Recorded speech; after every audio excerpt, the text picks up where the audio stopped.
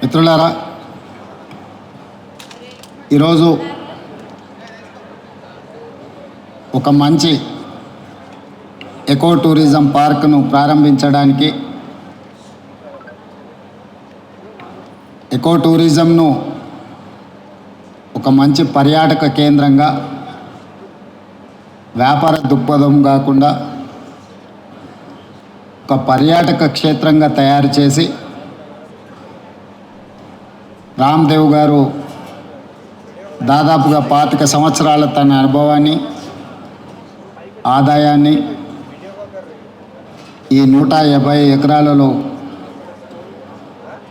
ఒక మంచి పార్కును ఏర్పాటు చేసి ఈ కార్యక్రమం ప్రారంభోత్సవానికి నాతో పాటు మెగాస్టార్, కేంద్ర మాజీ మంత్రివర్యులు, మనందరి అభిమాన నాయకుడు చిరంజీవి గారిని ప్రత్యేకంగా ఆహ్వానించి, అదేవిధంగా తెలంగాణ మంత్రివర్యులు జూపల్లి కృష్ణారావు గారిని, అదేవిధంగా చీఫ్ విప్ శాసనమండలి పట్నం మహేందర్ రెడ్డి గారిని, లోక్సభ సభ్యులు మిత్రుడు సీఎం రమేష్ గారిని, రాజ్యసభ సభ్యులు అనిల్ కుమార్ యాదవ్ గారిని, శాసనసభ్యులు మల్రెడ్డి రంగారెడ్డి గారిని, స్థానిక శాసనసభ్యులు కాళే యాదయ్య గారిని, ఇతర రంగారెడ్డి జిల్లా నాయకులందరినీ ఆహ్వానించి ఒక మంచి కార్యక్రమాన్ని ఏర్పాటు చేయడం జరిగింది. వాస్తవంగా మా ప్రభుత్వం ఏర్పడిన తర్వాత అధికారులతో, మంత్రులతో చర్చించి తెలంగాణ రాష్ట్రం ఐటీ, ఫార్మా రంగాలలో రాణించడం, ఇన్ఫ్రాస్ట్రక్చర్ రంగాలలో దేశంలోనే ప్రముఖ సంస్థలు తెలంగాణ రాష్ట్రం నుంచి ఈరోజు నిర్మాణ రంగంలో రాణించినాయి. ఇక తెలంగాణ రాష్ట్రానికి కావలసింది temple tourism, health tourism, eco tourism. ఒక రాష్ట్రం యొక్క ఆదాయం పెరగాలి, ఒక రాష్ట్రానికి గుర్తింపు రావాలి అని అంటే పరిశ్రమలు, పెట్టుబడులే కాదు, ఆ రాష్ట్రంలో ఉన్న టెంపుల్ టూరిజం, ఎకో టూరిజమే ఆ రాష్ట్రం యొక్క ఆదాయాన్ని పెంచడమే కాకుండా రాష్ట్రం యొక్క గుర్తింపు, గౌరవాన్ని కూడా పెంచుతుంది. ఈరోజు మనకు సంబంధించిన మిత్రులు కావచ్చు, బంధువులు కావచ్చు, చాలామంది వాళ్ళ పిల్లల పెళ్ళిళ్ళు చేయాలన్నా, శుభ కార్యక్రమాలు ఏమైనా చేయాలి అని అంటే మన ప్రాంతం కాకుండా రాజస్థాన్కో లేకపోతే ఇతర దేశాల్లోకి వెళ్ళి అక్కడ కార్యక్రమాలు చేసుకుంటున్నారు. దానికి ప్రధానమైన కారణం ఆ ప్రాంతంలో ఉండే టెంపుల్ టూరిజం, అదేవిధంగా ఎకో టూరిజం. వీటితో పాటు ఎవరిని కదిలిచ్చినా మన వాళ్ళని బెంగళూరు జిందల్లో జాయిన్ అయినని కొంతకాలము అని చెప్పి చెప్తూ ఉంటారు. మనం ఈరోజు మందిరాలను దర్శించుకోవాలంటే తమిళనాడుకో ఇతర రాష్ట్రాలకో వెళ్తున్నాం. ఫారెస్ట్లో ప్రకృతి సహజ వనరులను చూడాలి అంటే మధ్యప్రదేశో లేకపోతే ఇతర రాష్ట్రాలకు వెళ్తున్నాం. అదేవిధంగా హెల్త్ టూరిజం విషయంలో కూడా మనం ఎక్కడెక్కడికో వెళ్ళాల్సిన పరిస్థితి. కానీ అన్ని సహజ వనరులు ఉన్న తెలంగాణ రాష్ట్రంలో ఇప్పటి వరకు ప్రభుత్వాల దృష్టి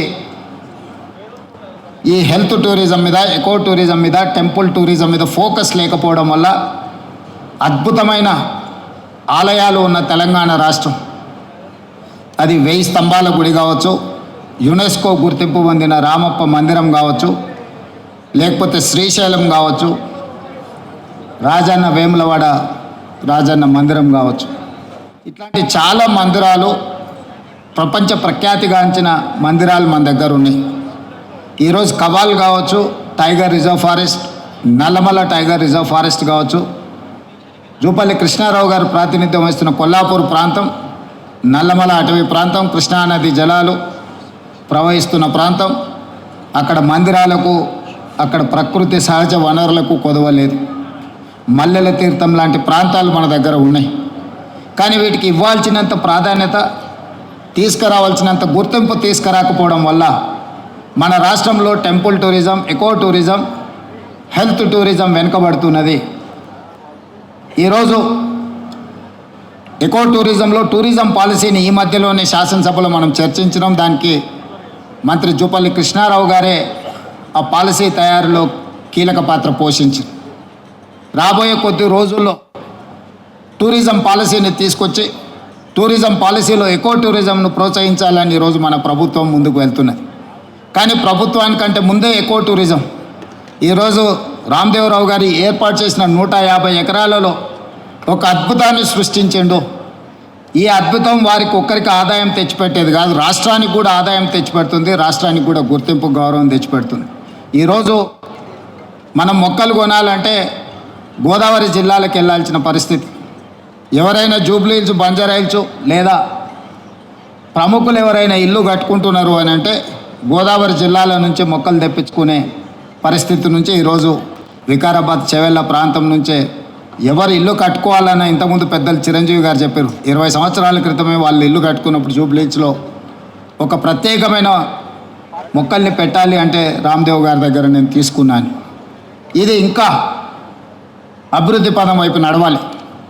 ఈరోజు ఇక్కడ జరిగిన అభివృద్ధి ఇక్కడ మన కళ్ళకు కనిపిస్తున్నది 30%. నేను అనుకోవడం ఇంకొక సంవత్సరంన్నర తర్వాత ఇది ఒక అద్భుతమైన పర్యాటక క్షేత్రంగా మారుతుంది అనడంలో ఎలాంటి సందేహం లేదు. ఖచ్చితంగా ఇది ఆ దిశగా రాణిస్తుంది. ఇక్కడ మేము కొంతనే చూసినాం, మిగతా ఏర్పాట్లు కూడా అద్భుతంగా చేస్తున్నారు. దీంతో పాటు ఇంతకుముందే మా యాదయ్య గారు చెప్తున్నారు, వికారాబాద్కి హవా లాఖో రూపాయి కా దవా అని. వికారాబాద్లో ఉన్న అడవిని ఆనాడు నిజాం సర్కార్ మెడిసినల్ ప్లాంట్స్ పెట్టి మీకు మొత్తం తెలంగాణ రాష్ట్రంలో ఉండే టెంపరేచర్ కంటే చిరంజీవి గారు వికారాబాద్లో వికారాబాద్ అటవీ ప్రాంతంలో 2-3% టెంపరేచర్ తక్కువ ఉంటుంది. లెప్రసీ వచ్చిన వీళ్ళని తీసుకొచ్చి ఇక్కడ వికారాబాద్ ప్లాంటేషన్ అక్కడ వదిలేస్తే 2 monthsలో ఆటోమేటిక్ ఏ ట్రీట్మెంట్ అవసరం లేదు. ఇక్కడ ఉండే ప్రకృతి సహజ వనరుల వల్ల వాళ్ళకి ఆ రోగం నివారించబడుతుంది. గతంలో మెడికల్ ట్రీట్మెంట్ లేనప్పుడు ఎవరికైనా లెప్రసీ వస్తే వాళ్ళ కుటుంబ సభ్యులను ఇక్కడ తీసుకొచ్చి వికారాబాద్లో వదిలేస్తే 2-3 నెలల తర్వాత వాళ్ళని మళ్ళీ తీసుకెళ్తే వాళ్ళు టీబీకి సంబంధించి ఏ సమస్య వచ్చినా ఇక్కడ ఆ కుటుంబ సభ్యులను వదిలేసిపోతే 2-3 నెలలలోనే ఆటోమేటిక్ ఇక్కడున్న ప్రకృతి సహజ వనరులతో వాళ్ళకి తగ్గిపోయేది. అంటే ఈ ప్రాంతానికి ఒక ప్రత్యేకత ఉన్నది. అందుకే ఈరోజు జిందాల్ లాంటి వాటికి ఎక్కడికో వెళ్ళడం కాదు, ఇక్కడనే పెద్ద పరిశ్రమలకు సంబంధించిన వ్యక్తులు తొందరలోనే ఇక్కడ పెద్ద ఎత్తున ఏర్పాటు చేయబోతున్నారు వికారాబాద్ ప్రాంతంలో. మొన్ననే దావోస్లో అగ్రిమెంట్ చేయడం జరిగింది. తొందరలో వికారాబాదు